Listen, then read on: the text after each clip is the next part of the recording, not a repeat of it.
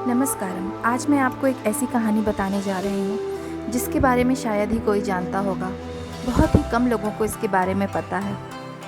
ब्रह्मदेव का नाम का एक लड़का था जो बचपन से ही बहुत पूजा पाठ करता था, बहुत ही धार्मिक प्रवृत्ति का था।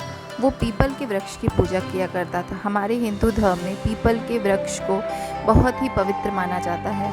ऐसा कहा जाता है कि भगवान वासुदेव यानी कि विष्णु भगवान वास करते हैं पीपल के वृक्ष में। उसके पीपल के वृक्ष के पास उसी के नगर में एक राजा का महल था। राजा के पास हाथी थे। एक बार राजा ने अपने सैनिकों को कहा कि इन हाथियों को बाहर विचरण के लिए ले जाओ, कुछ हरी पत्तियां खिला के ले आना।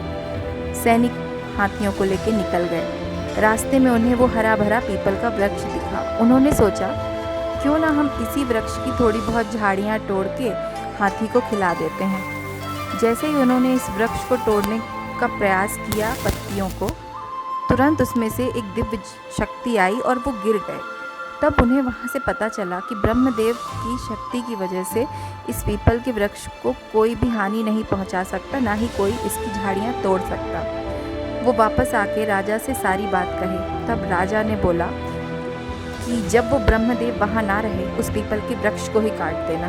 राजा बहुत ही दूषित था, उसकी सोच बहुत ही दूषित थी, इसलिए उसने ऐसा कहा। कुछ समय बाद ब्रह्मदेव की शादी का मुहूर्त आ गया।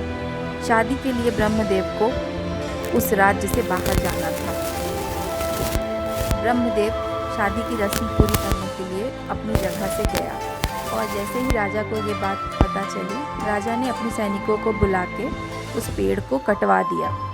जैसे ही पेड़ कटा, ब्रह्मदेव को अपने अंतर मन से पता चल गया कि राजा ने उनके पीपल के वृक्ष को कटवा दिया है। वो तुरंत ही वहाँ से चलने लगे। तब उनके सास और ससुर ने कहा कि कृपा करके रस्में पूरी कर लें, उसके बाद जाएं। उनकी अनुग्रह सुनकर वो वहाँ रुक गए और सारी रस्मों को पूरा किया। उसके बाद वो सीधे वहाँ से महल के लिए निकल गए। जब वो महल के रास्ते पे पहुँचे तो एक गांव का आदमी आकर उनसे पूछता है कि आप कहाँ जा रहे हो। तो ब्रह्मदेव ने कहा कि मैं राजा के पास जा रहा हूँ ये पूछने कि उन्होंने मेरे पीपल के वृक्ष को क्यों कटवाया।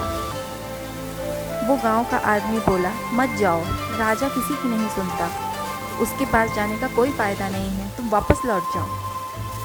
तब ब्रह्मदेव ने उसे कहा, तुम मेरा रास्ता छोड़ो, मुझे राजा के पास जाने दो।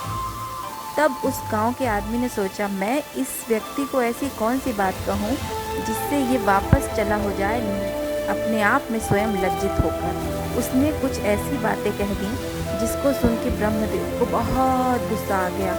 उन्होंने अपनी कटार निकाली और अपना पेट चीर लिया। पेट चीरने के कारण उनकी आंतें बाहर आ गईं और ढेर सारा खून बह गया।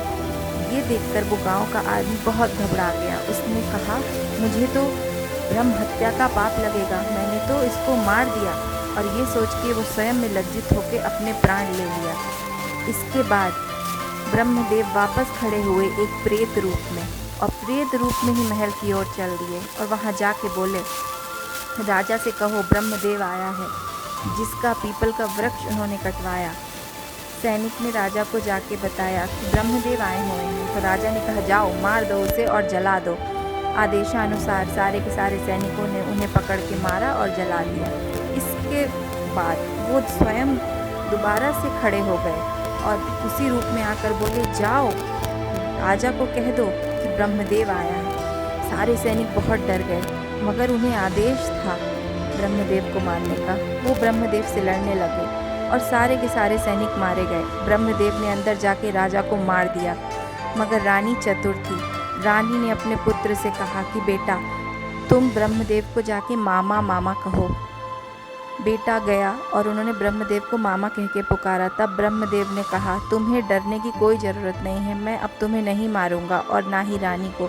तुमने मुझे मामा कहा है, अब मैं तुम्हारी रक्षा करूंगा। तुम अपना जीवन आराम से व्यतीत कर सकते हो, तुम्हें कोई कष्ट नहीं होगा। और एक सूखी लकड़ी ली पीपल के वृक्ष की और वहीं पे मिट्टी के नीचे दबा दी और अपने लोगों से कहा कि मैं 15 साल की तपस्या के लिए मैहर माँ शारदा शक्तिपीठ जा रहा हूँ। 15 साल के बाद मैं पूर्ण ब्रह्म स्वरूप में इसी पीपल के वृक्ष में आके वास करूँगा।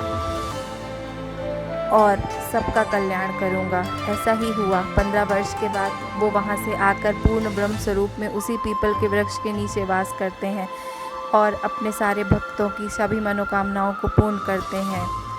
जय हो बसामन मामा की।